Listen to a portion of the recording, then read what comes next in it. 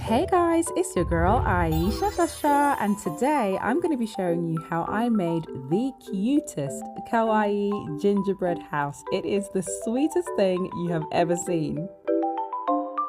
We're going to start off with this adorable little gingerbread man that we got from the Sophie and Toffee Cookies Revenge box, and instead of using resin in it, I'm actually going to be using polymer clay. I was very kindly gifted this whole set by Arteza and I've been dying to use it, so this seemed like the perfect opportunity. You get so many different colours in this set, and this is the colour palette that I decided to use.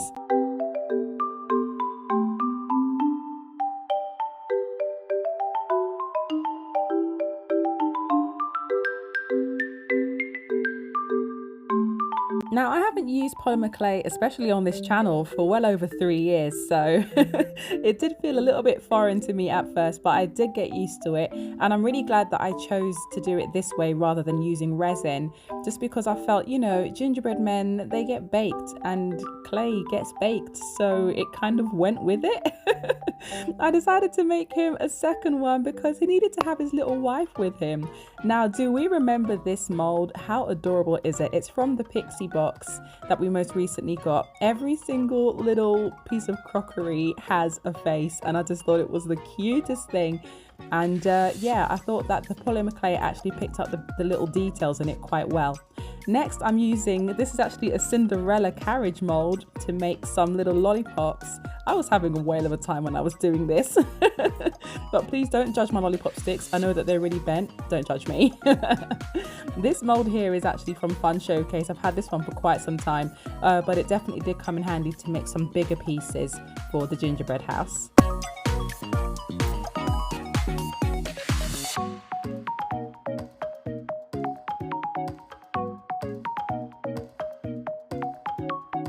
Now, whilst they were all cooking in the oven, it was time to make Mrs. Cookie. We're going to go with Cookie for the name of the gingerbread man for now. Feel free to, you know, rename him in the comments. But I wanted to make her a little dress. Now, I know that this mold is supposed to be little like ninja outfits and whatnot. No. I saw a cute dress and some cute little oven gloves, okay? You guys already know me. I like to think outside of the box. I look at something and I go, yeah, how can we change that?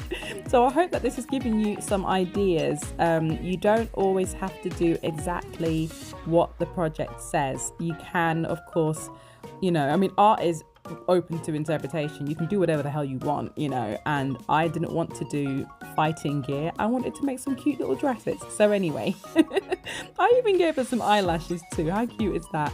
Next, I'm sticking on the dress with some super glue. Look at her, come on, how cute is she? And I'm using my 3D resin to draw on some hair. My son actually said that this looks like me, and I was quite chuffed because I think she's super duper cute. I think that this adorable little bow from Larissi was the perfect accent for her hair, and just look at them together. They look so happy, like they're just too much. But look at how these little pots and pans come to life once the faces are drawn on. I cannot. They are so adorable and so delicate. I absolutely love them.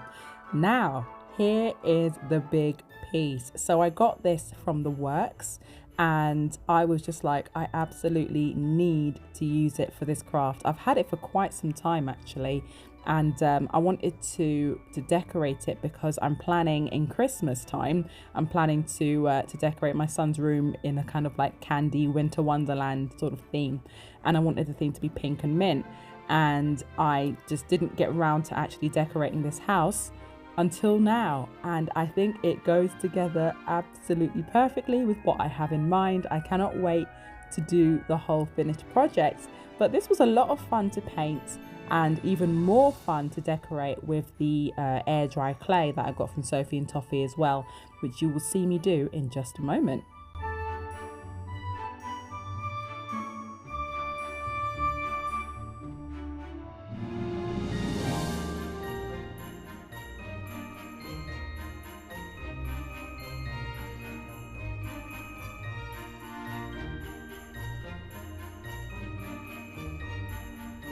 Are you one of those people who really likes to watch satisfying videos? I definitely am, and piping is something that I could watch all day. I had to include some lights inside of the house because, you know, we had to make it look all homely and cozy. What do we think, guys? How adorable is this? I didn't want to go too over the top, which is the reason why I didn't go filling in the entire gingerbread house with loads and loads of sweets. We don't need it. You kind of have to know when to stop. And yeah, I thought that this was just absolutely perfect for it. I decided to add some cute little sakura blossoms to that little bit of wood that was sticking out behind Cookie's head. I thought it looked a bit weird because he was in front of it. It didn't look like an actual signpost, so I turned it into a blossom tree. Anyway, if you enjoyed this video, then please do share it with a friend. Take care, my darlings, and I will see you all soon. Bye!